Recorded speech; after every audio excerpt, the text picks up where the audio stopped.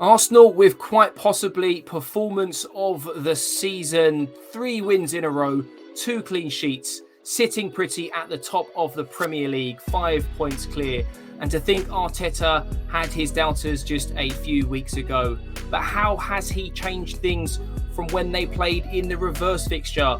Not only did he beat Dyche today, he absolutely outclassed him. Up next, tactical analysis of Arsenal 4, Everton 0. Hello, I'm JC and welcome to Arsenal Analysed. The Gooners putting on an electric display for us this evening. So if you are looking forward to breaking it all down, do go ahead and smash that like button. And if you're new around here, why not consider subscribing, as it massively helps me out. But let's waste no more time at all and dive straight into things. Tactically, this is how things unfolded on the evening. Everton opting for a very similar system to the one they utilised successfully in the reverse fixture. Just a handful of changes for either side. Everton going with 4 at the back, 5 in midfield, and Moplay playing at the top of that system. Very stubborn, not much space between the lines, compact, difficult to break down. Arsenal went with more of a 2-4-4, but very fluid. Zinchenko and Xhaka operating in that left half space. The opposite then moving out to a slightly wider position to the one we saw in the previous game. Martinelli and Trossard again swapping places, both playing as a false 9 at times, the other operating on the left-hand side, high and wide. And this was really effective on the night because it did pull Everton players out of position. And ultimately, this is where Arsenal had their success. We can see that similar shape there between Zinchenko, Jorginho, Odegaard and Trossard in that box midfield. Something we utilised also in our previous game. Arteta trying to be a little bit more unpredictable. The first goal came from Odegaard actually coming out to this right-hand side here. Saka operating between the two defenders. Zinchenko coming over to the right-hand side, and this is exactly what I mean by fluidity. Zinchenko and Odegaard, Saka all operating in roles that we don't often see them in.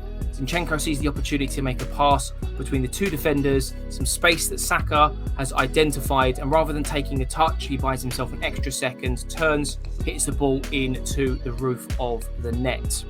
Arsenal's second goal, though, it did come from a drop in focus. Idrissa Gana Gueye being caught on the ball, Saka smelling the danger, tackling the player, falling over in the process, with Martinelli picking up the pieces before eventually hitting the ball into the back of the net. Yes, this was reviewed by VAR. The lines did come out. Goal given, right decision in my opinion. What further backs this up in terms of the shape that Arsenal and Everton went for is the passing networks provided by SofaScore.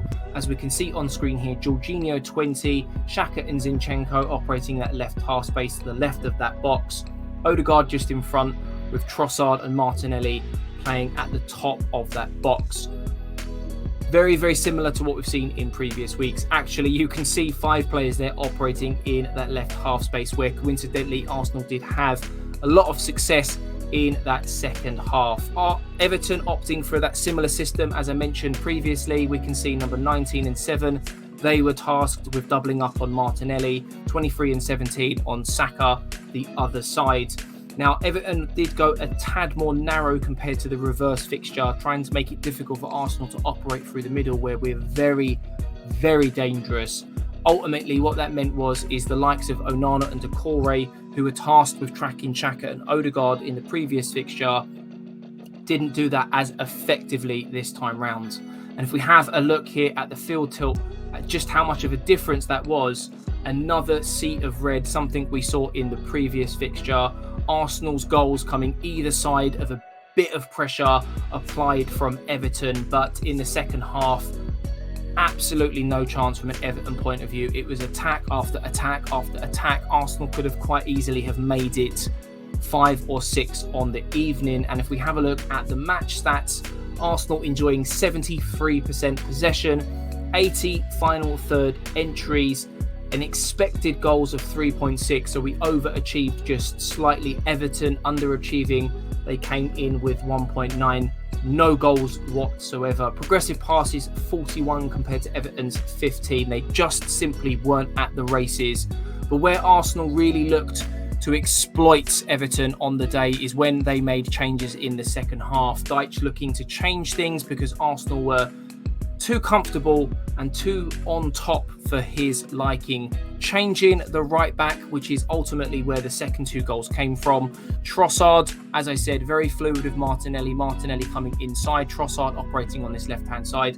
At this point of the game, Arsenal were knocking the ball from left to right, wearing Everton down, looking for areas to exploit, and eventually they got their reward. Trossard gets beyond his opponent and sits the ball across the face of goal. Odegaard arriving late around this area, hitting the ball into the back of the net, which is similarly to the same way Arsenal scored their 4th. This time it was Vieira that got on the end of it from hard work from Eddie Nketiah, again down this left-hand side.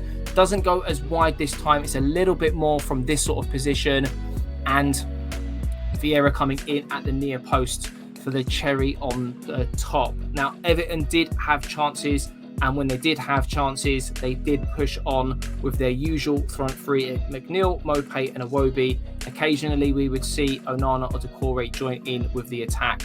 The other 2 would sort of sit behind with support, Coleman offering Iwobi support and Mikalenko offering McNeil support. But their attacks were very few and far between on the evening. Let's talk players and numbers, because Arsenal had some top-notch superstar performances against Everton. But before I get into sharing my 2 candidates for man of the match, did you know that Bukayo Saka has now become the 6th youngest player in Premier League history to reach 50 goals and assists in the competition, alongside the likes of Michael Owen, Wayne Rooney, Robbie Fowler, Cesc Fabregas and Chris Sutton. Superstar in the making. Not that you needed me to tell you that. Also, Bukayo Saka and Gabriel Martinelli have now both scored their 10th goals of the season. Arsenal are the only team in the Premier League to have 2 players to reach double figures. I wonder how many they'll have come game 38. And finally, Arsenal have now accumulated 60 points after 25 games in the Premier League this season, the joint fastest they have reached that total, alongside 03-04, and we all know how that ended, and 07-08. So some really good information there. And now my man of the match. Up first, we've got Zinchenko, and boy did he have a fantastic game.